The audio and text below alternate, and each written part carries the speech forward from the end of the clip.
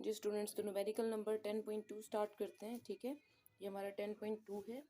मैंने यहाँ पे 2 लिखा हुआ है, तो चलो 10.2 भी लिख देते हैं। तो 10.2 के अंदर सबसे पहले हमें डाटा लिखना है और उसके बाद वैसे सोल्यूशन निकालना है जैसे हमने पहले न्यूमेरिकल में निकाला है। तो बच्चों डाटा मैंने इस तरह अंडरलाइन कर दिया, आप देख सकते हैं इसको। और फाइंड क्या करना है, gravitational acceleration on the earth. ठीक हो गया, हमने वैल्यू ऑफ जी फाइंड करनी है इनकी हेल्प से। तो चलिए स्टार्ट करते हैं। 5 सेकेंड टाइम कितना है गिवन डाटा में? Time is equals to 5 seconds. ठीक है, ये 5 है।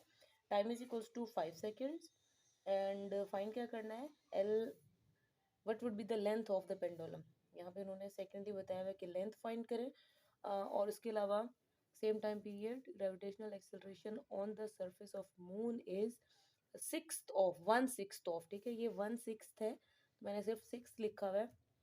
1/6 का मतलब होता है 1/6। तो आप लिख सकते हैं gravitational acceleration on the surface of moon is equals to 1/6 of gravitational acceleration on the अर्थ।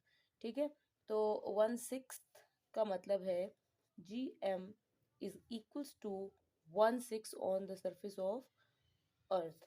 तो जी ई की वैल्यू आपको पता होना चाहिए, तभी आप वही निकाल सकते हैं। जी ई आपके पास 10 होता है, 10 डिवाइडेड बाई 6 कर लें। तो 10 डिवाइडेड बाई 6 बच्चों क्या आता है, 10 डिवाइडेड बाई 6, तो ये आपके पास होता है 1.66। तो हम लिख लेंगे इसकी जगह g m is equals to 1.666। ठीक है, तो 1.66 को रिपीट करने की बजाय हम 1.666 ही लिख लेते हैं। और सॉल्यूशन के अंदर अब हमने क्या देखना है, सॉल्यूशन, यहाँ पे मैं एक लाइन लगा लेती हूँ, होपफुली ये जगह हमारे काम आ सकती है। तो सॉल्यूशन के अंदर बच्चों फॉर्मूला देखेंगे, एल कैलकुलेट करना है ना। तो अभी हमने जो पहला न्यूमेरिकल लिया था तो उसमें भी हमने एल ही कैलकुलेट किया था। तो आपको होपफुली कि वो फॉर्मूला याद होना चाहिए, और याद भी होगा। स्क्वेयरिंग ऑन बोथ करेंगे तो ये हो जाएगा 4π²। आप पिछले न्यूमेरिकल एक बार देख लीजिएगा ताकि आपको L/G इनकी समझ आ जाए। तो ये हो जाएगा T² is equals to 4π²L।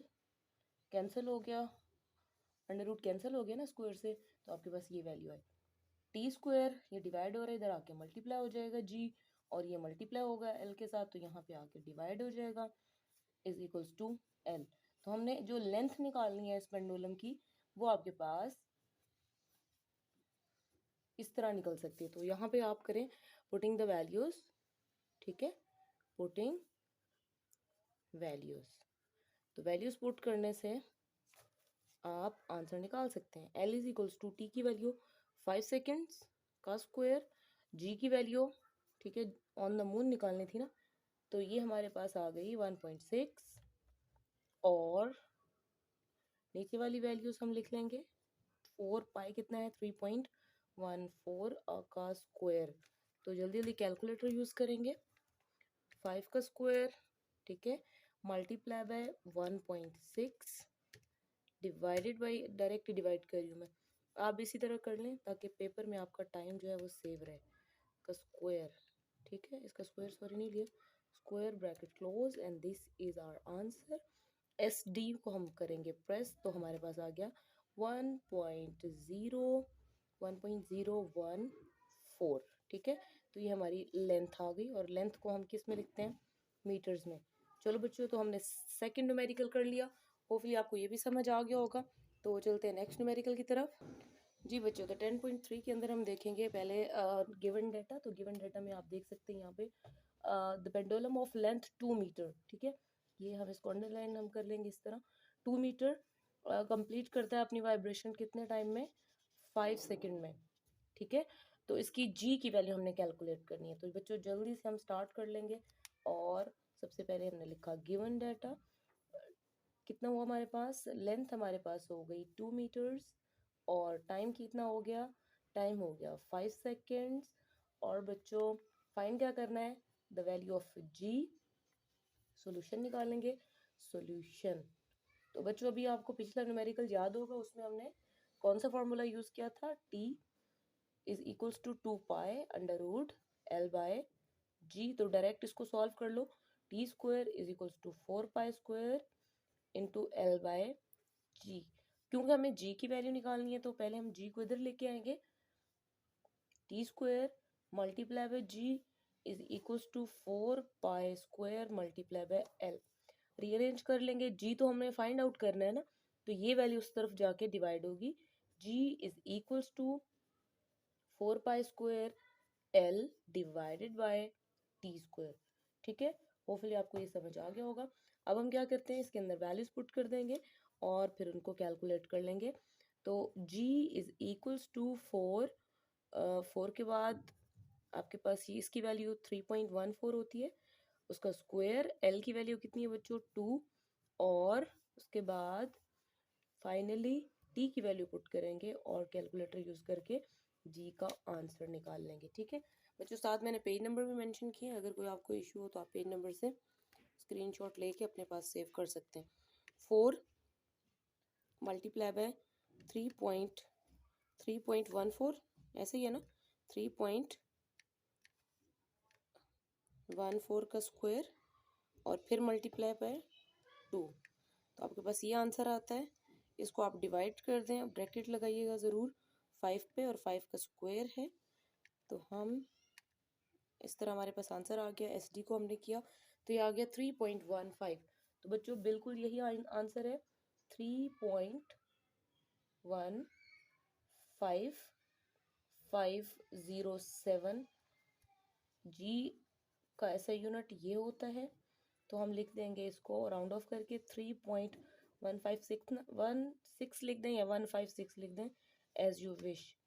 ठीक है, क्योंकि ये वाली वैल्यू बड़ी है तो 1 हमारे पास क्या होता जाएगा, ऐड होता जाएगा। ठीक है, तो ये आपका फाइनली आंसर है। जी बच्चे, तो अब हम 10.4 करेंगे, और 10.4 के अंदर सबसे पहले आपको पता है क्या करना होता है, गिवन डाटा लिखना होता है। तो यहाँ पे given data, what time period of mass spring system, if time period हमने कैलकुलेट करना है। देखें what time period, if mass attach to the spring is 500 gram, एक स्प्रिंग है उसके साथ 500 ग्राम मैस अटैच है, और उसका कांस्टेंट कितना है, उसका कांस्टेंट है 20। ठीक है, इसकी डायग्राम अगर बनाना चाहते हैं तो भी हम बना सकते हैं कि ये आपके पास कोई भी वॉल है, उसके साथ आपने किसी टेबल पे या किसी सरफेस पे एक मैस लिया हुआ है, और मैस की वैल्यू कितनी है 500 ग्राम। इस मैस की वैल्यू 500 ग्राम है, और स्प्रिंग के अंदर जो कांस्टेंट है, मतलब इसकी जो वैल्यू है स्प्रिंग के अंदर कांस्टेंट की, वो ये है। तो बच्चों आपने ये रिलेशन 10th में पढ़ा है, इसके लिए एक फॉर्मूला यूज होता है, T is equals to 2 pi under root M over K. तो ये आपको अपने माइंड में रखनी है चीज़ें, तो इसकी हेल्प से आप इसको सॉल्व कर सकते हैं। क्या क्या गिवन है बच्चों, गिवन है मैस, एंड मैस कितना है 500 ग्राम। ठीक है, mass is equals to M and M is equals to 500 gram. तो देखें ये ग्राम है तो ऐसे तो नहीं चलेगा ना, तो ग्राम को हम कन्वर्ट कर देंगे किस में, किलो में। क्या प्रोसीजर होता है कि हम डिवाइड कर देते हैं गिवन वैल्यू को 1000 से, तो वो किलो में कन्वर्ट हो जाती है। यहाँ पे ग्राम था, यहाँ पे किलो आ गए। इस किलो, ये किलो किस वजह से आया, क्योंकि हमने डिवाइड किया 1000 से, तो ये 2 जीरोस कैंसिल, और 5 डिवाइडेड बाई 10 कितना होता है 0.5। ठीक है, या फिर आप कैलकुलेटर की हेल्प से भी कर सकते हैं, 5 डिवाइडेड बाई 10 या 500 डिवाइडेड बाई 1000, तो ये आपके पास आ गया 1/2। तो 1/2 किसके इक्वल होते हैं 0.5 के, तो ये आप डायरेक्ट लिख दें 0.5 किलोग्राम। और कांस्टेंट की वैल्यू जिसको आप के कहते हो, कांस्टेंट इज इक्वल्स टू के, एंड के इज इक्वल्स टू 20 न्यूटन पर मीटर। ठीक है, टू फाइंड क्या करना है बच्चों, टू फाइंड करना है, स्टार्टिंग में बताया हुआ टाइम पीरियड। ठीक है, टाइम पीरियड फाइंड करना है।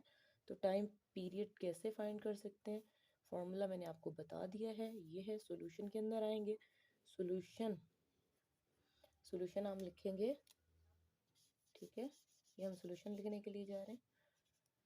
Solution is equals to T is equals to 2 pi under root M over K. ठीक है बच्चों, होपफुली यहाँ तक आपको समझ आ गया होगा। नेक्स्ट चलते हैं, अंडर रूट एम ओवर के। अब इसके अंदर वैल्यूज पुट कर दें, टी इज इक्वल्स टू 2 की वैल्यू तो 2 ही रहेगी, पाई की वैल्यू 3.14 हो जाएगी।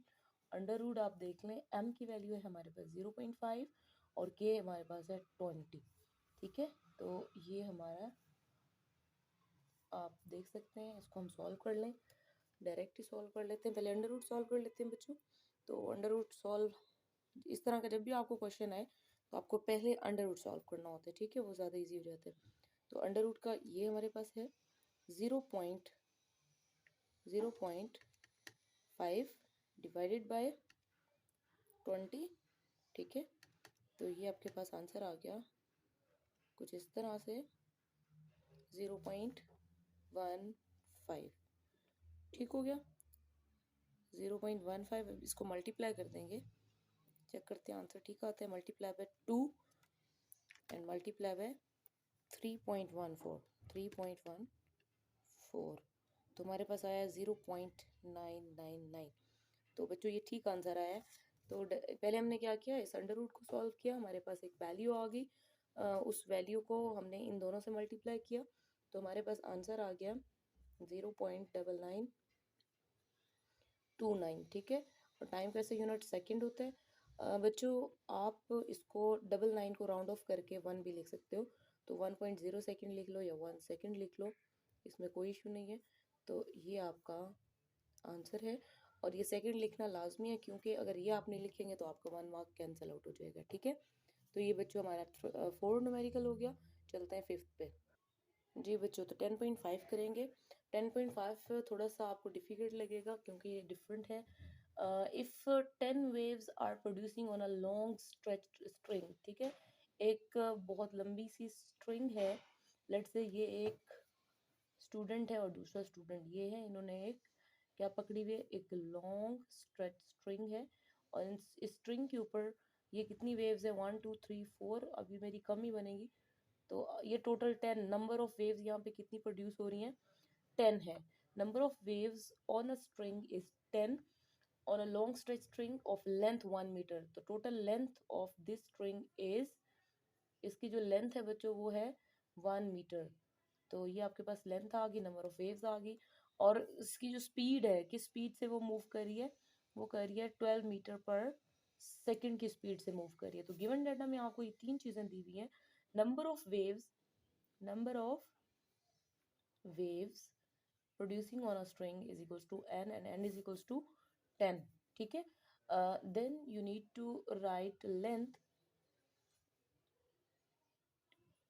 is equals to l and l is equals to, l आपके पास कितना है, l is equals to 1 meter, so 1 meter। then speed v, speed को आप वेलोसिटी बोलते हैं। ठीक हो गया, तो ये v आपके पास हो गया 12 मीटर पर सेकेंड, इस तरह भी लिख सकते हैं, और दूसरा भी इसका तरीका है ये -1 वाला। तो फाइंड क्या करना है, फाइंड करना है what is the wavelength, lambda, wavelength को लेमडा बोलते हैं ना बच्चों। और क्या फाइंड करना है, what will be the frequency, F find करना है। तो बच्चों ये बहुत आसान है न्यूमेरिकल, कोई मुश्किल नहीं है। फर्स्ट पार्ट और सेकंड पार्ट, दो पार्ट्स हैं आपके पास। ठीक है, एक पार्ट को हम यहाँ सॉल्व कर लेते हैं, दूसरे को यहाँ। तो फर्स्ट हम यहाँ सॉल्व कर लेते हैं। हमें बताएं लेमडा एक फॉर्मूला होता है, number of waves distance divided by number of waves, तो ये हो जाएगा s डिवाइडेड बाय n। तो आप इसको याद कर लीजिएगा, s आपके पास है 1 मीटर, मतलब डिस्टेंस आपके पास 1 मीटर है, और नंबर ऑफ वेव्स 10 है। तो लेमडा सीधा सीधा आपके पास कितना आ गया, 0.1, 1 डिवाइडेड बाय 10 0.1 होता है ना। ठीक है, 0.1। तो lambda is equals to, lambda means wavelength is equals to 0.1, क्योंकि ये डिस्टेंस होता है एक वेव से दूसरी वेव के दरमियान, इसलिए इसका यूनिट मीटर होता है। ठीक हो गया, अब सेकंड हम करेंगे बच्चों। सेकंड आपके पास ये है एफ, तो एफ निकालने के लिए v is equals to F lambda करेंगे। ठीक है, तो एफ लेमडा के लिए ये आपके पास हो गया v की वैल्यू चलिए यहीं पुट कर देते हैं। v हमारे पास कितना है 12। ठीक हो गया, एफ की वैल्यू हमने कैलकुलेट करनी है, ऐसे ही लिख दें। और लेमडा हमारे पास कितना था 0.1, तो इसको इधर आके डिवाइड कर दें, 12 divided by 0.1 is equals to F. तो एफ को यहाँ पे लिख लेते हैं, और 12 डिवाइडेड बाय 0.1 करें तो क्या आता है, 12 डिवाइडेड बाय 0.1, तो ये आपके पास 120 आ गया।